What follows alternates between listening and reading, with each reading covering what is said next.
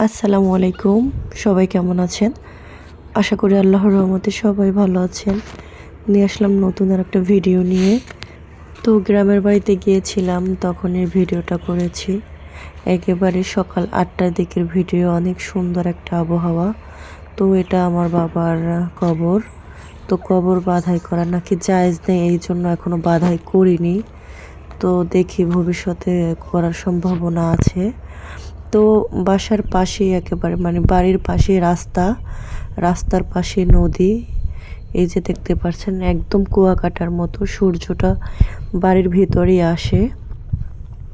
এই যে আমি একটু নদীর পাড়ে যাব, এখন দেখাচ্ছি আজকের ওয়েদারটা কত সুন্দর ছিল। তো ভালো লেগে গেছে, তাই ভাবলাম একটু ভিডিও করি। এই যে এখন আমি নদীর পাড়ে যাব, হাঁটতে হাঁটতে একা একা নদীর পাড়ে যাচ্ছি। দেখেন সূর্যটা কত সুন্দর ঝিকঝিক করছে। এই যে আসলে গ্রামগঞ্জের পরিবেশ যদি ভালো হয় ভালোই লাগে। মাতৃভূমির প্রতি টানই আলাদা থাকে।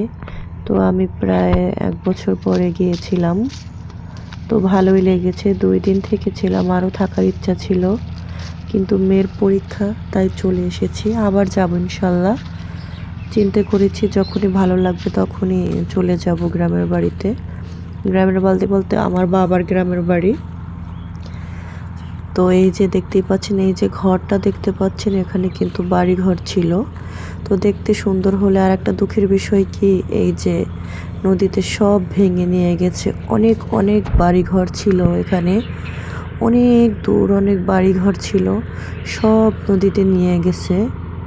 তো ওই যে অপর সাইডে ওই যে দেখতে পাচ্ছেন, ওপার হলো শেখ হাসিনা ক্যান্টনমেন্ট। তো এখান থেকে দেখা যায় সব কিছুই। তো নদীর এপার আর ওপার, তো আমাদের এপার ভেঙেছে আর ওপার চর হয়েছে, সেই চরই কিন্তু ক্যান্টনমেন্ট হয়েছে। এই যে দেখতে পাচ্ছেন কত সুন্দর নারকেল গাছ, এগুলো ছিল একেবারে বাড়ির ভিতরকার দিক।